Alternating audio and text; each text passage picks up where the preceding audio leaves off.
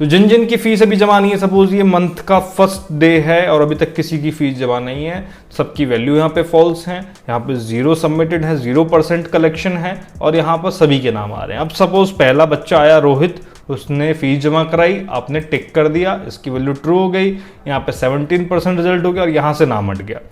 इसी तरीके से लोकेश आया, ठीक है, इसकी फीस जमा हो गई, अगला बंदा आया, इसकी फीस जमा हो गई। इस तरीके से यहाँ पे डेटा आपका। तो हाय गाइज, मैं हूं निखिल और आप देख रहे हैं बसवी टेक। गाइज, आज मैं आपको इस वीडियो में बताऊंगा कि आप एक्सेल में चेकबॉक्स का यूज कैसे ले सकते हैं डिफरेंट टास्क के लिए। चेकबॉक्स पर बेस्ड आप किस तरीके से डेटा को क्रिएट कर सकते हैं, किस तरीके से डेटा को फिल्टर कर सकते हैं, किस तरीके से चेकबॉक्स बेस्ड बार क्रिएट कर सकते हैं। तो बहुत ही इंटरेस्टिंग होने वाला है ये पूरा वीडियो एक्सेल यूजर्स के लिए। पूरा वीडियो एंड तक जरूर देखिएगा और लाइक करना ना भूले वीडियो को। चलिए चलते हैं एक्सेल में। तो गाइज, यहाँ पर आज मेरे पास एक्सेल में एक स्टूडेंट की लिस्ट है जिसमें मेरे पास यहाँ पे स्टूडेंट टाइटल है और नीचे कुछ 6 मेरे पास टोटल स्टूडेंट हैं। ये लिस्ट कितनी भी लंबी हो सकती है और उस लिस्ट के अकॉर्डिंग आप यहाँ पे काम करेंगे। तो सबसे पहला तो टास्क हमारा यह है, क्योंकि हमें चेकबॉक्स शीट यहाँ पे बनानी है, तो चेकबॉक्स यहाँ पे अप्लाई करने के लिए हम यहाँ पे सबसे पहले तो दूसरे कॉलम का नाम यहाँ पे दे देते हैं फीस सबमिटेड। ठीक है, इसका आप कुछ भी नाम दे सकते हैं आपके प्रोजेक्ट के अकॉर्डिंग, आपकी शीट के अकॉर्डिंग। मैं यहाँ पे स्टूडेंट्स की यहाँ पे लिस्ट लिया और यहाँ पे एक फीस सबमिटेड की यहाँ पे लिस्ट लेंगे जिसमें यहाँ पे चेकबॉक्स रहेंगे। जो चेकबॉक्स टिक होगा दैट मीन कि उसकी फीस सबमिट होगी, जो चेकबॉक्स टिक नहीं होगा दैट मीन कि उसकी फीस सबमिट नहीं हुई है। वो एक सिंपल चेकबॉक्स लिस्ट यहाँ पे हो जाएगी। फिर उसके अलावा उसमें क्या एड ऑन हम कर सकते हैं वो जानेंगे। तो सबसे पहला तो टास्क है हमारा यहाँ पे चेकबॉक्स को अप्लाई करना। तो फीस सबमिटेड ये हो गया, स्टूडेंट्स ये हो गया। तो अब हम यहाँ पे चेकबॉक्स कैसे लगाएं, तो उसके लिए हमें जाना होगा डेवलपर टैब में। और यहाँ पर मैं देख रहा हूँ कि मेरे एक्सेल में मुझे यहाँ पे डेवलपर टैब नजर नहीं आ रहा है। और ऐसा काफी सारे यूजर्स के साथ ऐसा होगा कि जिनके यहाँ पर टैब्स में डेवलपर टैब नहीं आ रहा होगा, क्योंकि वो फर्स्ट टाइम डेवलपर टैब को यूज लेंगे। तो यहाँ पर आपको डेवलपर टैब कैसे लाना है वो मैं आपको बताता हूँ। फाइल में जाएंगे, सबसे नीचे मोर में जाएंगे, देन यहाँ पे आपके पास ऑप्शंस आएगा, ऑप्शंस में जाएंगे, देन यहाँ पे मिलेगा आपको कस्टमाइज रिबन। कस्टमाइज रिबन में जाएंगे, देन राइट हैंड साइड में कस्टमाइज द रिबन का यहाँ पे जो सेक्शन है, यहाँ से डेवलपर को यहाँ पे टिक कर देंगे। ये आपका अनटिक होगा। ओके करेंगे तो यहाँ पे आप देखेंगे डेवलपर टैब यहाँ पे आपके पास आ गया है। अब आप डेवलपर टैब में जाएंगे और यहाँ पर आपके पास इंसर्ट का एक ऑप्शन आता है। इंसर्ट पे जाएंगे और यहाँ पे जो फॉर्म कंट्रोल्स हैं इनमें आपको काफी सारे टूल्स यहाँ पे देखने को मिलेंगे और उन्हीं में से आपको एक मिलेगा चेकबॉक्स। तो इस चेकबॉक्स पे क्लिक करेंगे और चेकबॉक्स पे क्लिक करके आपको जस्ट पर्टिकुलर सेल में जहां पर आपको चेकबॉक्स अप्लाई करना है वहां पे ड्रैग कर देंगे इस तरीके से। ठीक है, तो यहाँ पर हमारा चेकबॉक्स आ गया है। इसको जब हम एक्सपेंड करेंगे इस तरीके से तो यहाँ पे आप देखेंगे कि चेकबॉक्स के साथ साथ में यहाँ पर उसका लेबल यानी कि टेक्स्ट भी लिखा हुआ है चेकबॉक्स 1, जिसको आप यहाँ पर सिलेक्ट करके डिलीट कर सकते हैं। यहाँ पे क्लिक करेंगे और डिलीट बटन दबा के यहाँ पर जो टेक्स्ट है उसको डिलीट कर देंगे, क्योंकि टेक्स्ट की हमें जरूरत नहीं है। आप इस चेकबॉक्स को थोड़ा सा इस तरीके से अरेंज कर सकते हैं बीच में। मैं यहाँ पर इसको थोड़ा सा सेंटर में ले आता हूँ और इसको आप इस तरीके से कर सकते हैं, क्योंकि टेक्स्ट आपने रिमूव कर ही दिया है तो आपको टेक्स्ट वाले एरिया की जरूरत नहीं है। ओके, तो आपके पास यहाँ पे चेकबॉक्स आ चुका है एक सेल में, लेकिन हमें तो सभी सेल में चाहिए। तो आप क्या करेंगे, यहाँ पर पर्टिकुलर सेल में जिसमें ऑलरेडी चेकबॉक्स है उस पर जब आपके पास इस तरीके का प्लस का साइन आ जाए, यूं क्लिक करेंगे और ड्रैग करके जहां तक आपके पास वैल्यू है वहां तक ले जाएंगे और ड्रॉप कर देंगे। और आप देख सकते हैं अभी आपके पास कोई वैल्यू नहीं आई है, लेकिन आप जब कंट्रोल एंड डी दबाएंगे तो आपके पास देखेंगे कि सभी सेल्स में चेकबॉक्स आ गया है।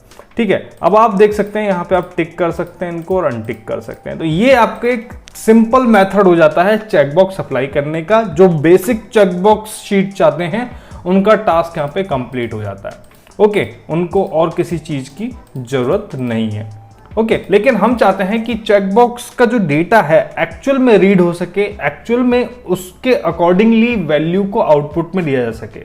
तो यहां पर जो सबसे पहला टास्क हम करेंगे चेकबॉक्स रिलेटेड टास्क, वो ये कि इस पर्टिकुलर जो इसके साइड में कॉलम है और उसमें जो सेल्स हैं उसकी वैल्यू को इसके साथ लिंक करेंगे। यानी कि अगर ये टिक होगा तो ये ट्रू होनी चाहिए इसकी वैल्यू, अगर ये अनटिक होगा तो इसकी वैल्यू फॉल्स होनी चाहिए। जब भी आप चेकबॉक्स अपने किसी भी पर्टिकुलर कॉलम में अप्लाई करते हैं तो उसकी जो डिफॉल्ट वैल्यू होती है वो अनचेक्ड होती है, यानी कि फॉल्स होती है। तो वो फॉल्स वैल्यू हमें चाहिए यहाँ पे, और उन वैल्यू के अकॉर्डिंग, उन वैल्यू के बेसिस पे हम बाकी का डेटा यहाँ पे मैनिपुलेट कर सकते हैं, बाकी का डेटा क्रिएशन यहाँ पे कर सकते हैं। कैसे करेंगे चलिए बताता हूं मैं यहाँ पे। तो सबसे पहला टास्क है हमारा इस सेल को इस चेकबॉक्स के साथ लिंक करना। तो इस चेकबॉक्स को आप सिलेक्ट करेंगे, चेकबॉक्स पे आप यहाँ पे राइट क्लिक करेंगे तो आपका चेकबॉक्स यहाँ पे सिलेक्ट हो जाता है। ठीक है, चेकबॉक्स पे राइट क्लिक करेंगे तो चेकबॉक्स सिलेक्ट होगा और बाहर इस सेल पे क्लिक करेंगे तो सेल सिलेक्ट होगा। तो चेकबॉक्स को सिलेक्ट करने के लिए चेकबॉक्स पे right click, then format control, और फॉर्मेट कंट्रोल में आपके पास आप देख सकते हैं जो चेकबॉक्स की वैल्यू है वो 3 वैल्यू है, अनचेक्ड, चेक्ड और मिक्स्ड। तो डिफॉल्ट वैल्यू जैसे कि मैंने आपको बताया था अनचेक्ड ही रहती है, और इसके साथ जैसे कि हमें एक सेल यहाँ पे लिंक करना है, पर्टिकुलर सेल, वो कैसे करेंगे, यहाँ पे जो सेल लिंक के आगे जो बॉक्स आ रहा है इसमें एक एरो आ रहा है, इस पर आप क्लिक करेंगे, यहाँ पर आप देख सकते हैं फॉर्मेट कंट्रोल आ गया है। आप पर्टिकुलर सेल, ये जरूरी नहीं कि सी कॉलम का ही हो, ई कॉलम का भी हो सकता है, डी कॉलम का भी हो सकता है। तो जो भी सेल आप सेलेक्ट करेंगे वो इसके साथ, इसकी वैल्यू के साथ लिंक हो जाएगा। तो जैसे कि मैंने ये सेल सेलेक्ट करा C2 और इसको एक्सपेंड करा, यहाँ पे उसकी वैल्यू आ जाएगी, एक्सपेंड करा, ओके करा, ओके करने के बाद अब ये जो सेल है वो इस चेकबॉक्स के साथ लिंक हो गया है। कैसे पता चलेगा लिंक हो गया? जब आप इस पर टिक करेंगे तो ये ट्रू हो जाएगा और अनटिक करेंगे तो फॉल्स हो जाएगा। तो अब यानी कि इसकी जो वैल्यू है वो इसके साथ लिंक हो गई है, यानी कि C2 और B2 आपस में लिंक्ड हैं। ओके, इसी तरीके से बाकी के चेकबॉक्स को भी आपको इस पर्टिकुलर सेल के साथ लिंक करना होगा अगर आप बाकी का टास्क आगे चाहते हैं। तो अगर आप ट्रू फॉल्स में वैल्यू चाहते हैं तो डेफिनेटली आपको इस तरीके से आगे टास्क को प्रोसीड करना होगा। कैसे करेंगे लिंक? चेकबॉक्स पर राइट क्लिक, फॉर्मेट कंट्रोल, यहां पर सेल लिंक को minimize, then select your cell, maximize और ओके। यहां पर आपका ये चेकबॉक्स लिंक हो जाता है। ओके, इसी तरीके से एक और शॉर्ट फॉर्म में आपको बता देता हूं। चेकबॉक्स को आप सिलेक्ट करेंगे, आप इस फॉर्मूला बार में जाएंगे, इक्वल टू का साइन यहां पे लगाएंगे और सेल सिलेक्ट कर देंगे, बस हो गया लिंक। ये भी एक आसान तरीका है। इसके अलावा नेक्स्ट पे आप जाएंगे, select cell, then equal to का साइन और इसके पास वाला सेल, हो गया लिंक। ठीक है, अभी आपको बता दूंगा कि लिंक हुआ या नहीं हुआ है। ठीक है, इक्वल टू का साइन, सिलेक्ट पास वाला सेल, सिलेक्ट पास वाला सेल और बस हो गया लिंक। ओके, यानी कि आप जो सेल सेलेक्ट करेंगे वो यहां पे इस तरीके से लिंक हो जाएगा। देखिए हो गया ना लिंक। इसी तरीके से आप लास्ट सेल भी सिलेक्ट कीजिए, राइट क्लिक किया मैंने सेल पे, इक्वल टू का साइन और उसके पास वाला सेल सेलेक्ट किया, हो गया लिंक। इस तरीके से आपके सभी सेल यहाँ पे लिंक हो जाते हैं। तो कोई सा भी शॉर्ट एंड लॉन्ग मेथड जो आपके साथ वर्क करे वो आप यहाँ पे अपना सकते हैं। अब आप देखिए कि इनके पास वाले सेल में इनकी जो वैल्यू है, अगर ये टिक है तो ट्रू और टिक नहीं है तो फॉल्स, टिक है तो ट्रू, टिक नहीं है तो फॉल्स। इस तरीके से यहाँ पे इनकी वैल्यू मेरे पास आ रही है। तो मैं यहाँ पे ऊपर डाल देता हूँ वैल्यू, आप कुछ भी डाल सकते हैं जो आपको बेस्ट सूटेबल लगे। होम पे गए, मैंने इसकी थोड़ी सी फॉर्मेटिंग करी और इटैलिक कर दिया, इसको साइज भी बढ़ा दिया। अब नेक्स्ट टास्क, हम इन वैल्यू पर बेस्ड जो टास्क हम कर सकते हैं वो है इनकी काउंटिंग। अगर सपोज अभी तो आपके पास 6 है, आप 6 को देख के इजीली काउंट कर सकते हैं, लेकिन अगर सपोज आपके पास यही डेटा 100 स्टूडेंट्स का हो तब आप कैसे काउंट करेंगे? आपके साथ हो सकता है कि मिस्टेक हो जाए, आप पर्टिकुलर टिक यहाँ पे काउंट ना कर पाए। ठीक है, हो सकता है कि टिक काउंट करने में मिस्टेक हो जाए या फिर फॉल्स या ट्रू काउंट करने में मिस्टेक हो जाए। तो यहाँ पर टोटल सबमिटेड मैं यहाँ पे एक वैल्यू यहाँ पर डाल देता हूँ और इस सेल में हम इनको काउंट करके यहाँ पे मेंशन कर देंगे। तो काउंट करने के लिए आप यहाँ पे फॉर्मूला यूज लेंगे और फॉर्मूला यूज हम डायरेक्ट ले लेते हैं फॉर्मूला बार से। फॉर्मूला जो बार है यहाँ पे इसमें एक इंसर्ट फंक्शन का एक बटन आता है, इस पर क्लिक करेंगे।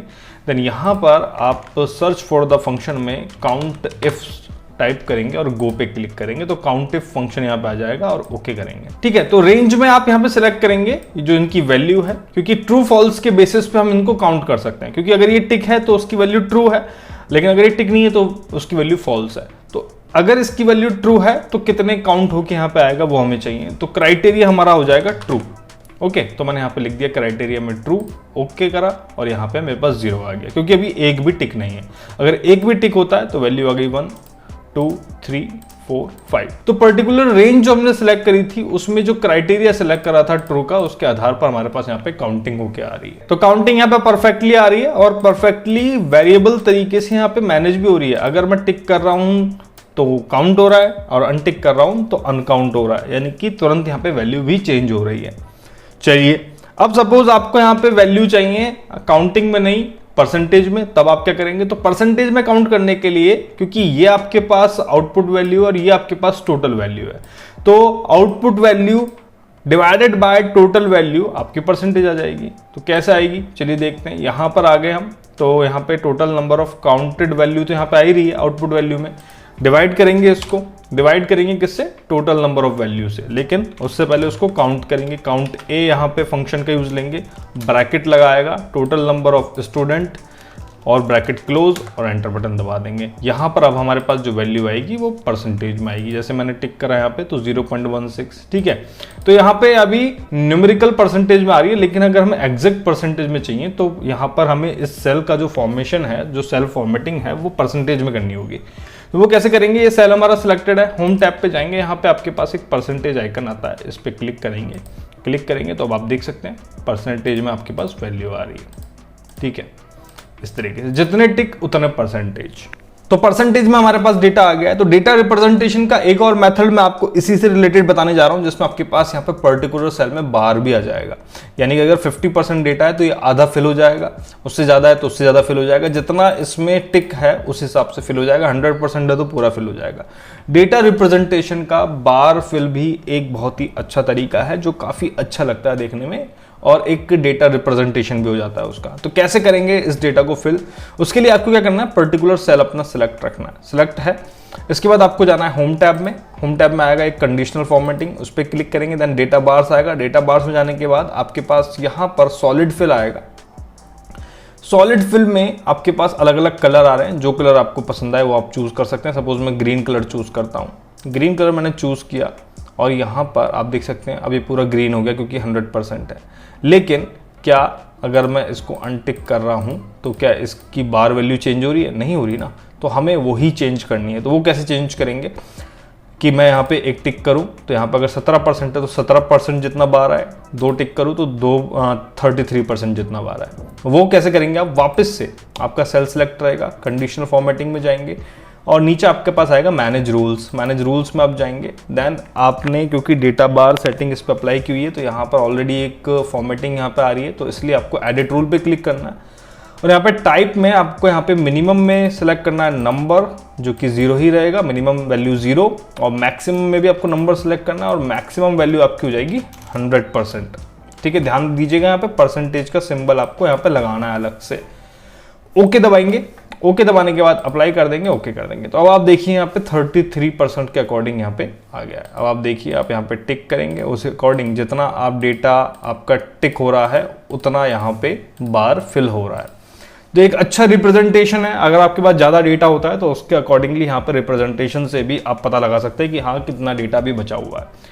तो आपके पास यहाँ पे चेकबॉक्स से रिलेटेड अब तक हम 3 चीजें कर चुके हैं। देखिए चेकबॉक्स लगा चुके हैं, उससे रिलेटेड यहाँ पे फॉल्स एंड ट्रू वैल्यू यहाँ पे हम लिंक कर चुके हैं, जिसमें हम इसके अकॉर्डिंग भी पता लगा सकते हैं कि हाँ ठीक है कितनी वैल्यू टिक है कितनी अनटिक है। तीसरा यहाँ पे हमने काउंटिंग भी करी और काउंटिंग के बाद उसको परसेंटेज में भी कन्वर्ट करा। एक और चीज हम यहाँ पे कर सकते हैं, जैसे सपोज यहाँ पर अगर हमें डायरेक्टली फाइंड आउट करना हो कि हाँ ठीक है किस किस की फीस जमा नहीं है, इस एग्जाम्पल के सिनारियो में आप इसके अकॉर्डिंगली किसी भी शीट को क्रिएट कर सकते हैं। लेकिन अगर हम इस एग्जांपल को लें कि हाँ ठीक है किस स्टूडेंट की फीस जमा नहीं है, तो अगर ये स्टूडेंट मेरे पास 60 होंगे तो मुझे बार बार ध्यान से देखना होगा कि हाँ ठीक है कहीं मैं गलती ना कर दूं नाम पढ़ने में। लेकिन अगर मैं डायरेक्ट यहाँ पर काउंट करके लिया हूँ कि हाँ ठीक है जिसकी वैल्यू फॉल्स है वो मेरे पास नाम आ जाए, जिसकी वैल्यू ट्रू है वो नाम नहीं है, तो वो आप कैसे करेंगे। तो फीस नॉट सबमिटेड मैं एक यहाँ पे एक नया सेल यहाँ पे क्रिएट कर देता हूँ, जिसको मैं रेड में कर देता हूँ, बोल्ड इटैलिक मैंने यहाँ पे कर दिया। तो जिसकी फीस सबमिट नहीं है उसका नाम यहाँ पे आ जाए, उसके लिए हम क्या करेंगे, उसके लिए आपको एक फॉर्मूला अप्लाई करना होगा, इक्वल टू इफ फंक्शन का हम यहाँ पे यूज लेंगे, ब्रैकेट स्टार्ट के बाद, और ब्रैकेट स्टार्ट करने के बाद C2 की वैल्यू, यानी कि ये जो है आप देख सकते हैं C कॉलम और 2, C2 की वैल्यू अगर फॉल्स है, C2 की वैल्यू अगर फॉल्स है तो A2 की वैल्यू यहां पर हमें शो करेगा। A2 comma double inverted comma यहां पर ब्लैंक रखेंगे, ठीक है। तो ये फॉर्मूला आपको अप्लाई करना है, जो कि डायरेक्ट लिंक है इसका, C2 का लिंक है A2 से। अगर C2 की वैल्यू फॉल्स है तो A2 का नाम यहां पे प्रिंट होगा। एंटर बटन दबाएंगे तो यहां पे आप देख सकते हैं कि यहां पर क्योंकि निखिल के आगे अनचेक है, उसकी वैल्यू फॉल्स है, तो यहाँ पर निखिल यहाँ पे प्रिंट हो गया रहा है, यानी कि निखिल की फीस जमा नहीं है। इसको जस्ट मैं यहाँ पे ड्रैग करके नीचे तक ले आता हूँ तो फॉर्मूला सब जगह आ जाएगा। यहाँ पे 2 जने और हैं जिनकी फीस जमा नहीं है। ठीक है, अगर मैं इसको भी अनटिक कर देता हूँ तो प्रवीण भी हो जाता है और इस तरीके से सभी नेम हो जाते हैं।